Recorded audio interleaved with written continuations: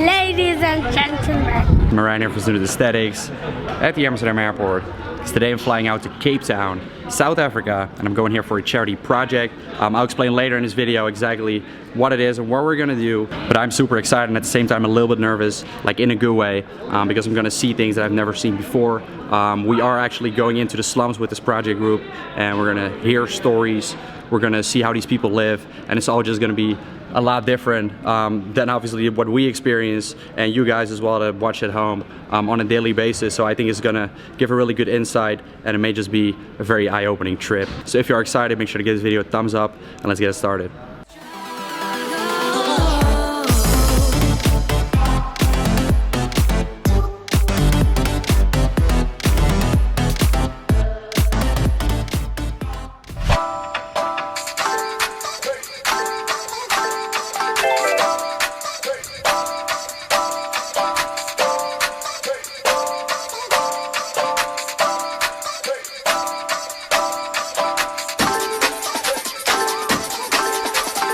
I'm on my way to the hotel right now and I'm getting some history lessons here about South Africa in general, and I just found out that they speak 11 languages here. Can you tell me again about the contrast between poor and rich?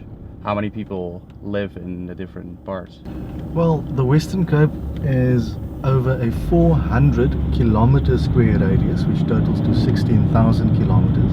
Out of the 4.9 million, almost half of that is heavily condensed on a 25 kilometer square radius just next to the airport. So 2 million people in a tiny corner and 2.9 widespread over a 400 kilometer square radius. Yeah. It's a vast contrast between rich and poor. Tomorrow I'm going to take you guys along with me to that part of Cape Town where people don't have it that well. Also, I want to thank all of you that have already donated for this charity project because we got a lot of donations in. And at the end of this trip, I'll actually reveal how much we raised in total. But that is my main objective here, to shoot the videos, to show you guys where the money is put towards and what kind of projects they actually do. And I personally think it's a great initiative. It has to do with sports as well, so it's perfectly in line with me, obviously, on my channel. So I'm gonna take you guys along.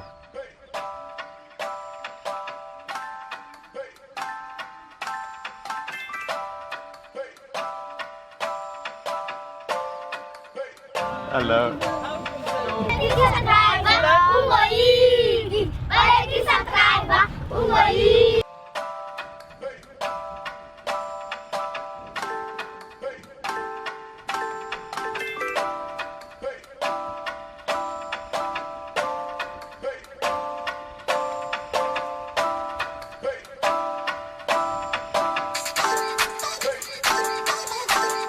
Now united with the project group.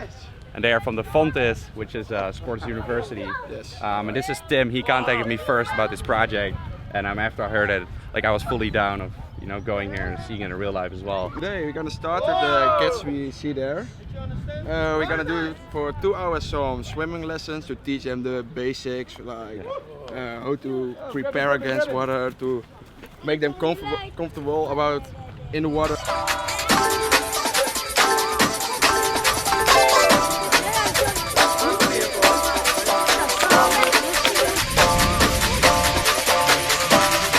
Alright, Anthony, so what is the current situation? Well, the current situation is not as planned because we talked to Kule, that's our contact person, and she said that the pool was arranged. So now we arrived at the pool, but there are some championships, and the championships are like the whole week. Yeah. So in other words, we can make use of the pool. So when the bus is here, we're gonna get back to the bus, go back to Lenga, prepare some lunch, eating, and then planning out the whole Mayday program. Yeah, what can I say? Just improvising right now. Improvising. Yeah. Well, they're having fun at least. That's for the sure. thing, right? That's the thing, yeah. But if they're having fun, that's just That's the great. goal, I don't want them to be upset because they were looking out for the swim like the whole week. So I really hope we can arrange a pool somewhere. Exactly.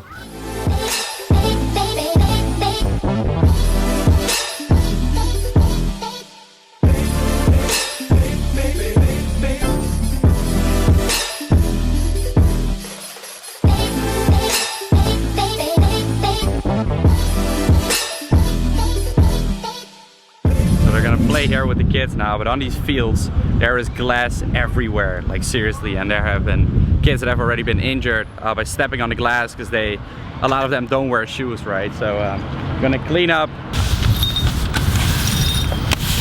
That's insane.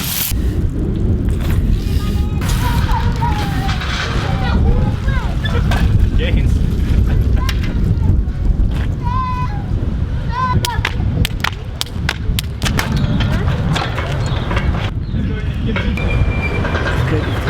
Nice.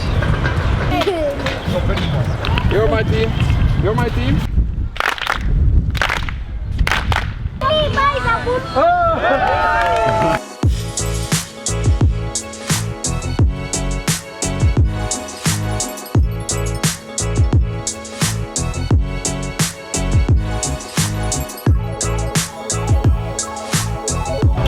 My name is Kulu, location of Langa, the first black township in South Africa.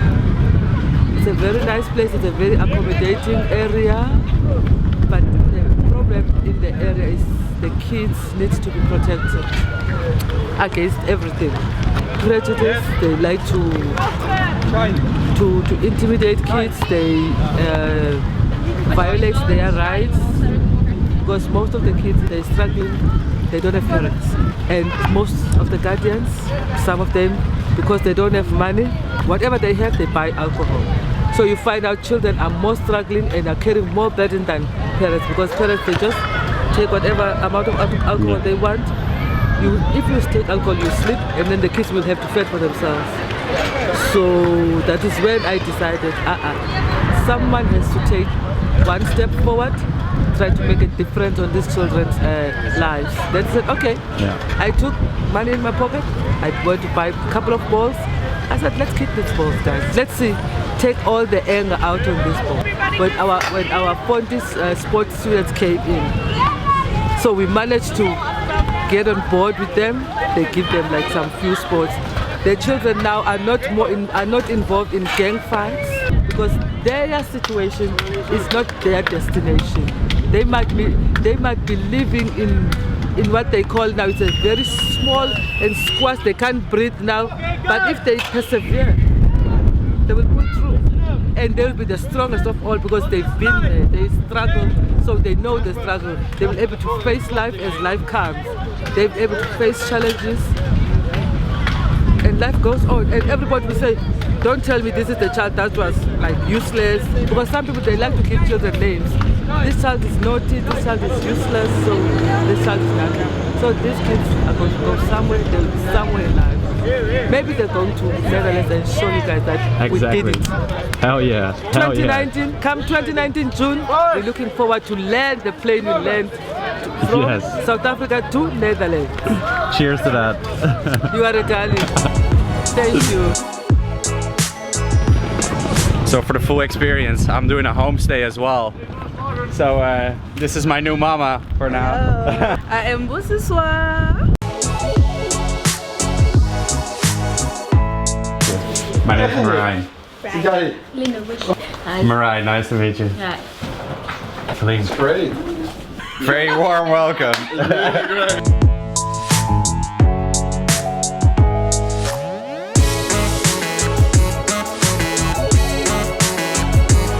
Say molo. Molo. Liing. Philile inkosi unjani wena? Again? Philile inkosi unjani wena? Pilile enkoze jamilele. Unjani wena? Pilili engosnu en Unjani wena? en chaliwenga.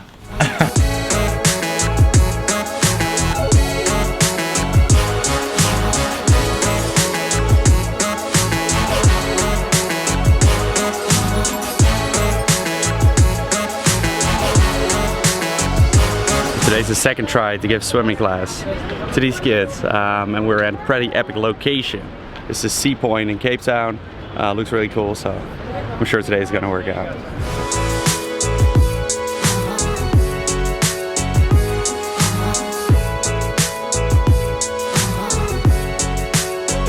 Flash, go like this. Flash, flash.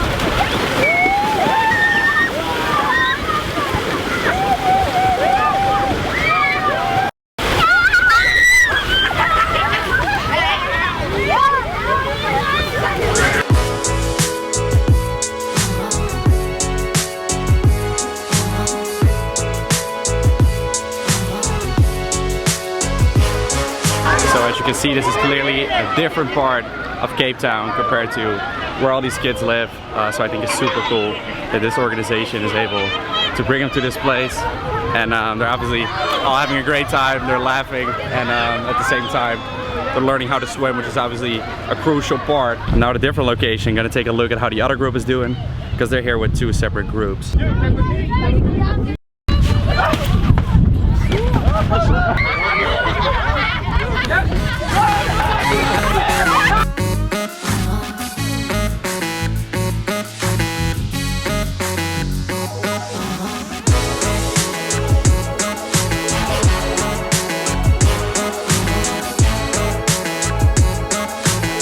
That we have ended off with, and bless the food to our bodies and our bodies to your service in Jesus' name. And everybody say, So what are you guys doing here? With my team, with my orange team, we are here with Lifestone Soccer. It's a company of Jeremy. Jeremy's over there with the PSV t-shirt on. He organizes it, he gets the people out of the streets. The people are really aggressive, and during sports we try to get them off the streets and have some fun with those kids. And today we did several activities like flag football, b-ball, football, hockey, etc.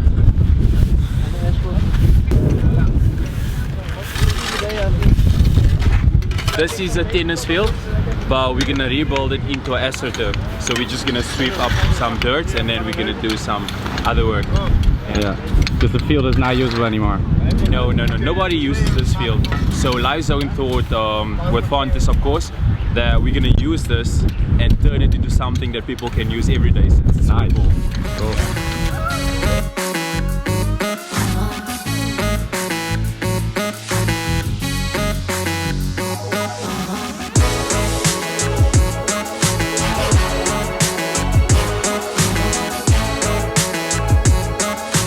Very happy to have Fontes Sports High School here with us in Cape Town, and we are really privileged to have so many young people, a group of over 33 people coming to serve our kids in Cape Town.